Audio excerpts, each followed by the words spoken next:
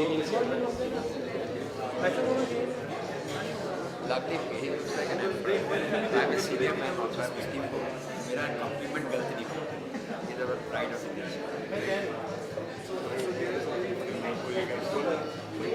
Revive in the east of your passion.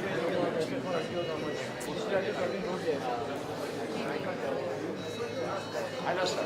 My God, fantastic.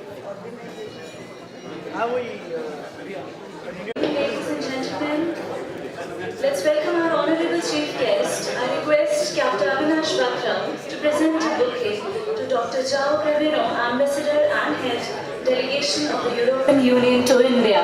Let's welcome him with a huge round of applause.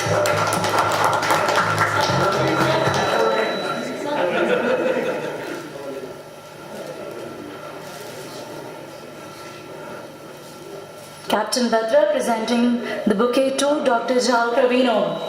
Can I please hear it aloud for him? Thank you so much. Well,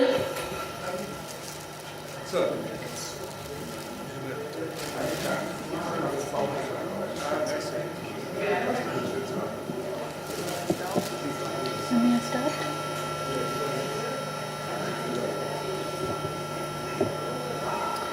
Our deepest fear is not that we are inadequate. Our deepest fear is that we are powerful beyond measure. It's our light, not our darkness, that most frightens us. We ask ourselves, who am I to be brilliant, gorgeous, talented, and fabulous? Actually, who are you not to be? Good evening, ladies and gentlemen. I am Shikha, your host, and on behalf of the Council of EU Chambers of Commerce in India, I extend a warm welcome to the 22nd Annual General Meeting and Panel Discussion on Challenges and Opportunities for EU members to embark on the Make in India mission. To brief, the Council of EU Chambers is one of the foremost trade promotion organizations in India, established in 1992 to foster commercial and economic relations between India and the EU. An array of sectors such as BFSI, infrastructure, automobiles, logistics, pharmaceuticals, etc. unite to be a part of it. Its services to its members encompass dissemination of knowledge and opportunities of networking via thought leadership conferences, workshops, and seminars, and one such opportunity for all of us is today. So, what better way to commence than to invite Captain Avinash Batra, President, Council of EU Chambers of Commerce in India, to deliver the welcome address. Captain Batra is one of the founder members of the Seahorse Group of Companies, Mumbai, and is the director of the group companies involved in ship agency, container leasing and repairs, storage depot and cargo logistics. He obtained the Master's Certificate of Proficiency and Competence and undertook the postgraduate studies in shipping management from Plymouth Polytechnic, UK, along with Certificate of Management of Offshore Operations. With nearly 20 years of seafaring experience, he serves on industry forums like Bombay Chamber of Commerce and Industry, Jawaharlal Nehru Port Trust, and Sri Lankan Society. He has been recently bestowed with the fellowship of Narottam Morarji Institute of Management for his contribution to the shipping industry. Captain Batra, may I request you to please give the welcome address. Thank you.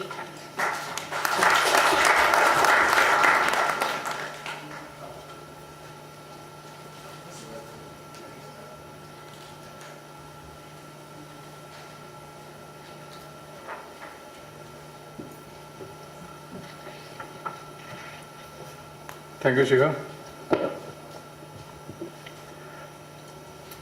Good evening, ladies and gentlemen. It's my proud privilege and pleasure to have you with us for today evening, and I warmly welcome you on my behalf and on behalf of the Chamber. I would like to sincerely thank our chief guest, His Excellency Dr. Joe Craveno, Ambassador and Head of Delegation, European Union to India. He's been, I must admit, a great supporter of the Council, and I can only once again thank him for his indulgence. And I must say that he had a very busy schedule, but he still chose some time to be with us today evening. Thank you, Your Excellency. I would also like to sincerely thank our panelists, Mr. Ajit Changle, Group CEO, All Cargo Logistics, Mr. S.P. Shukla, Member, Group Executive Board, Mahindra Group, Dr. Subhadra Rao, my old friend and well-wisher, Senior President and Chief Economist, Yes Bank, and of course, our moderator, Mr. Vivek Mehra, Executive Director, PwC. Just for the benefit of some of you who may have been attending this event for the first time, I'll take this opportunity to briefly highlight the multifarious activities of the Council of EU Chambers of Commerce in India. The Council of EU Chambers is one of the foremost trade promotion organizations in India, established in 1992 to promote, foster and extend commercial and economic relations between India and EU. Since its inception, the Chamber has grown its reach and has expanded extensively, and we are committed to continue promoting relations and partnerships between the EU and India. The Chamber's primary promoters consist of European binational chambers and European binational business committees, and its chief patron, His Excellency Dr. Joe Craveno. The membership of the Council includes representation from various sectors of industry, and our membership consists of both SMEs and large organizations, with SMEs contributing to about 60% of our membership. Our services to members include dissemination of information, networking, thought leadership conferences, workshops, and seminars. And the Chamber also arranges visits of Indian companies to EU, assisting Indian companies to get a foothold in the European markets. It's been my honor to serve as the President of the Council since December 2013, and it has been my endeavor to further enhance the focused efforts of the Chamber and play a catalytic role in enhancing India-EU bilateral trade and commercial relations. It gives me great pleasure to announce and to inform that the Council has undertaken a number of important activities this year, which has helped in building the relations between the two regions even further. First one being meeting with high-level ministerial and business delegation from Bulgaria, led by the Deputy Minister of Economy and Energy of the Republic of Bulgaria, where we had the pleasure to sign Memorandum of Understanding with Bulgarian Small Trade Promotion Council. Interactive meeting with young entrepreneurs of Slovenia, which was their first visit to India, and I must say that they greatly enjoyed it, and very, very happy to have B2B meetings with the trade. Brainstorming session on enhancing EU investments in India and promoting growth and employment organized by EU delegation. For that, I can only thank Dr. Craveno for inviting us for that. Europe Day celebration, which was something which everybody enjoyed attending, and I hope to have another celebration this year in early May in consultation with the Excellency. Interactive meeting with Mr. Gaston Stock, Ambassador, Grand Duchy of Luxembourg, before he left India to go back to Luxembourg, where he also gave us a presentation into Luxembourg being a logistic hub for Europe, which is something which most of us probably didn't even realize. Virtual meeting on biopharmaceutical synergies between India and Europe in Berlin, which was attended by about 40 Indian and EU companies. This was the first initiative the Chamber had taken in terms of organizing virtual meeting, and I must say that it was very well received, and the Chamber is very happy about it. The last one being interactive meeting, which we recently had last month with Bulgarian diplomat on Bulgaria, your gateway to Europe. Over the years, as you would have probably realized, the Council has played a pivotal role in assisting its member companies to promote trade relations between India and the EU. The Council is fast moving towards its objective of being the preferred chamber of business for EU and Indian companies. With this brief introduction on the Council, I am very excited to announce that the central theme of today's panel discussion is a very topical subject, Make in India, one of the most ambitious and progressive initiatives launched by our Prime Minister, Mr. Narendra Modi. The importance of Make in India program cannot be overemphasized. For the fact the share of manufacturing sector in our GDP composition is highly skewed towards service sector and growth rate in service sector is visibly sagging. We need to correct the composition and fill the gap in the manufacturing sector. I am convinced that with our demographic dividend of large band of young, well-educated, committed, motivated youth backed by IT capability and with the commitment and support of the government, India can quickly get on the global economic highway where it rightfully belongs. Today's panel discussion on Make in India will seek to bring out opportunities and challenges that lie ahead to make it a success. To name a few: simplification of permissions and procedures, ease of FDI norms, taxation issues, industrial relations and human resource issues, training and development of skill set, infrastructure and supply chain management, logistics, and the last being, in my mind, technology upgradation, R&D. I also believe the discussions will further aid in visualizing the contours of probable course of our economy, as well as understanding the dynamism of varied roles the two regions, India and EU Union, ought to play in the likely new economic order.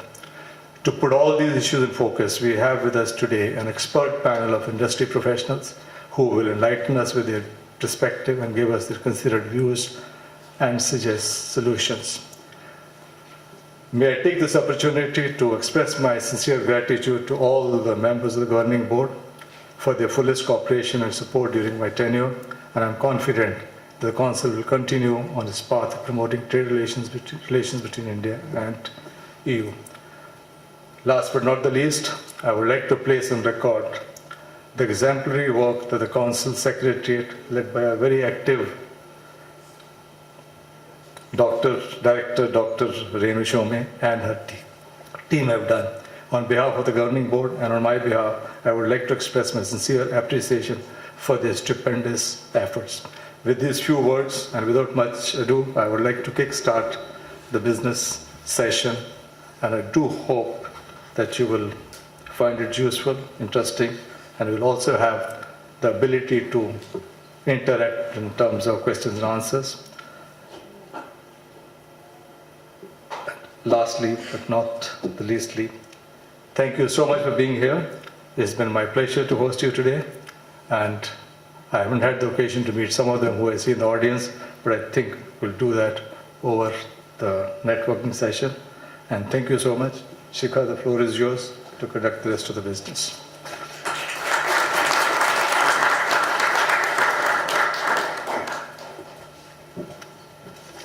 Thank you, Captain Batra.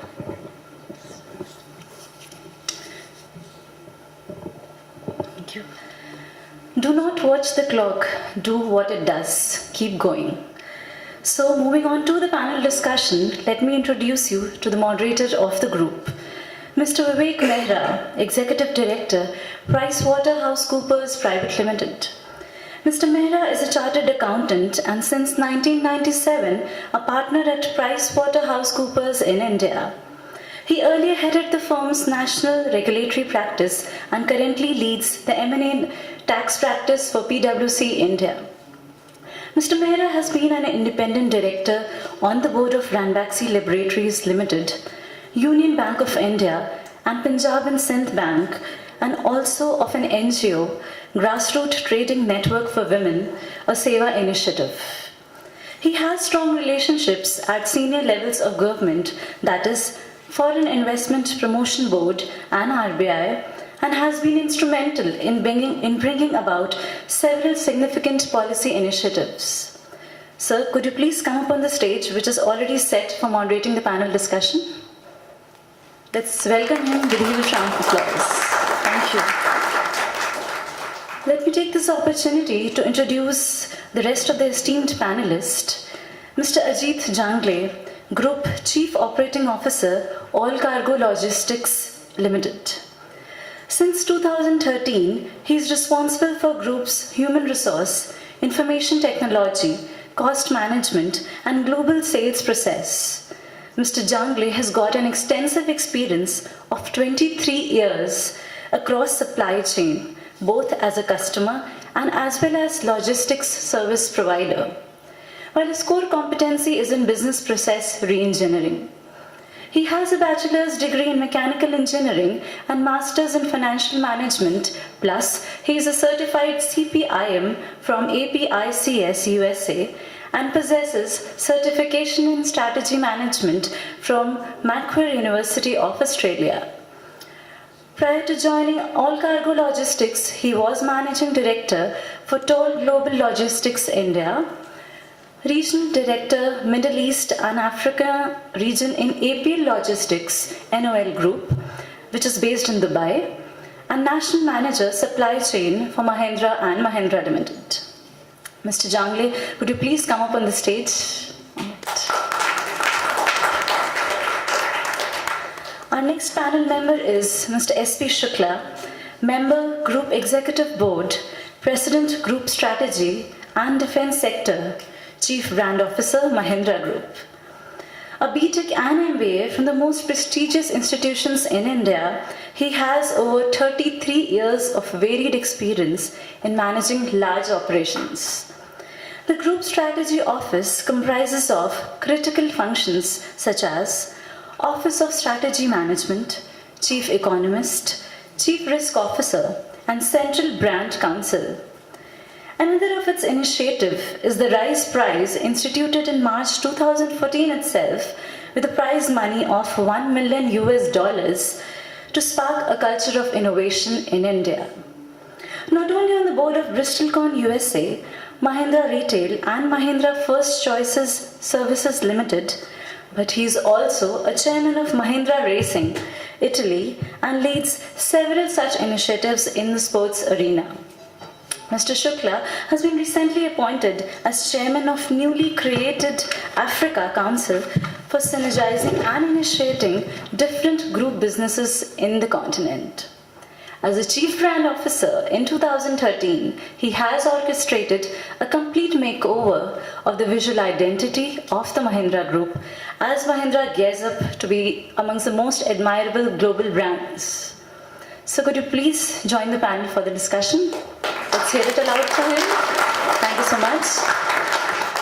Well, our next panel member is Dr. Shubhda Rao, Senior President and Chief Economist, Yes Bank Limited, where she is responsible for the Economics Knowledge Banking and Asset and Liabilities Committee, that is ALCO.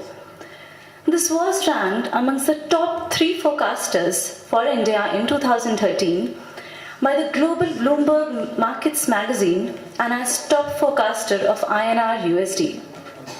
With over 25 years of experience in academia and industry, and in fact prior to joining Yes Bank, Dr. Rao has worked with Kotak Institutional Equities as Chief Economist, Bank of Baroda as Economist, Head Economic Advisory at CRISIL Advisory Services, and as Chief Economist with Times Bank as well. She began her career in banking with ICICI after completing a PhD in economics from the University of Mumbai.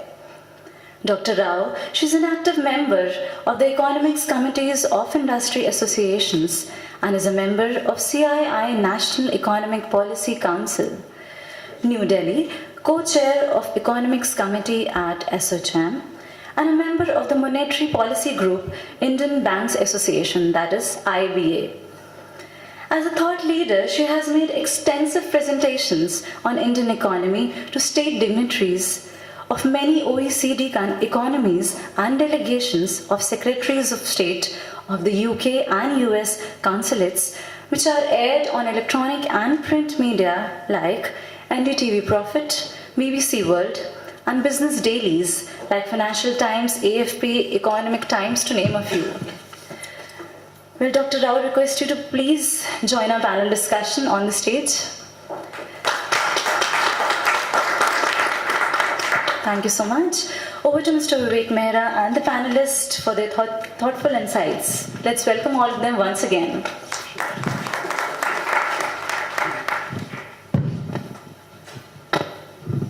Good evening, everybody. First of all, my thanks to the organizers for inviting us here and getting down to business straight away. Make in India. So it's become a big buzzword, but we always did want to make in India, but we couldn't. Why? Why couldn't we do that? I think somewhere or the other, our import regime, thanks to WTO, thanks to FTAs, which I don't disagree with, has become facilitated. No import licensing, very low customs duties. In fact, on cell phones, computers, it's 0. On color television sets, it's 10%. And from the heydays of 150 to 100% customs duty, that's where we are down to. So the import regime is facilitative, but the manufacturing regime has possibly become improved, but not of that magnitude.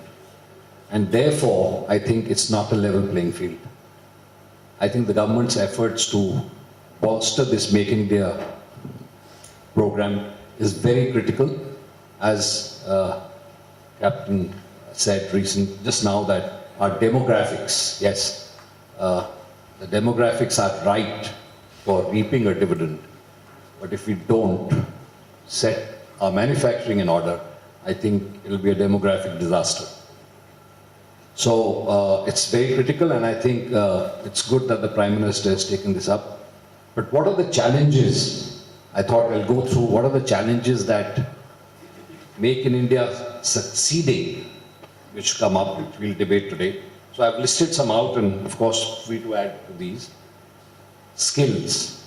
I think skills are one very, very critical problem that India faces, where I also think the EU can participate in tremendously.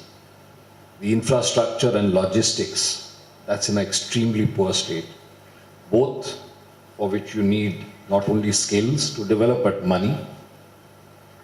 Ease of doing business. I think that is something which is completely in the hands of the government. We've heard many promises over many years. Let's hope some action gets taken there now. Land acquisition is an issue which needs to be tackled. Environment clearances, which is part of ease of doing business, I suppose. A very non-facilitative and an adversarial tax regime, to an extent that people have called them tax terrorists, which is extremely unfortunate. Then, of course, a lack of a unified market, GST. Let's hope that comes in. What are some opportunities arising out of this? So as I said, huge investment, know-how required in the education and skill development sector, where I believe EU can help a lot. Infrastructure, EPC contracts, investment in the infrastructure sector. Can India become a global manufacturing hub, like China is for the world? Why isn't India a global manufacturing hub? Special economic zones have been a bit of a disaster, but why can't we have them as global manufacturing hubs there? I think some tweaking of policy needs there. Defense, I think we import most of our equipment. Why can't we set that defense sector right? We have a burgeoning domestic market, smart cities, urban infrastructure, REITs, InvITs. And then there is a huge need for technology and know-how. That's the opportunity, I think, which presents itself to all the EU countries. So with this laundry list of challenges and opportunities, can I turn to my panel and ask each one of you whether you have any other additional opportunity in mind or challenge in mind, and which are the three most important challenges according to you, and the three most good opportunities, and why? Shubhra, to you. Thanks, Vivek. Before I get straight to the answer, I would like to just add that, India is going through the cycle of, we started off being extremely protectionist, that is import substitution. We wanted to produce everything here, never mind if there were inefficiencies. Then we went through the cycle of, bringing efficiencies and therefore, allowing exports and imports, larger imports. And now we are trying to once again seize the opportunity of creating India as a hub for global manufacturing. So it's in a way, complete cycle, I would say. Make in India, I think, needs to be perceived and understood as a platform which is quite different from, in my opinion, Chinese model. The Chinese model was essentially make in China for the world. It was predominantly an export-led growth model. India, to my mind, need not exactly replicate that. India needs to, in fact, look a bit differently. I think it was just a precursor that Governor also spoke this morning about Make in India, not just for the world, but for India as well. That's very important because we need to very clearly keep in mind domestic demographics, so we have a huge market for ourselves, but at the same time we need scalability and make the most of our advantages of India in terms of cheap labor, I would say a greater adaptability to technology, and making a differentiation not in just the production of mass goods but differentiated, customized processes of production. So I think there stands the difference. Make in India that we need to look at is from a different perspective than what we would ordinarily look, typically following a China model. As you rightly put, the list of challenges is huge. I think one biggest challenge that India needs to be, working hard on, we're never short of brilliant blueprints for growth and development model. What we fall significantly short in is the record of implementing those things. I think, to me, the single most factor that I would like to draw everyone's attention is how we can improvise on implementation. And that implementation will come by greater facilitation of ease of doing business, looking at the entire problem from a bottom-up approach and not a top-down approach. A case in point that I would like to, I know I'm exceeding my time, but I'll quickly wrap up, is a case in point is power sector. We all talk of coal, fuel linkages, coal pricing, but I think we should start first addressing our DISCOMs problem, the distribution companies problem. Unless and until we make them viable, all we are going to do is just raise tariffs. And is it the ultimate solution? I'm not too sure.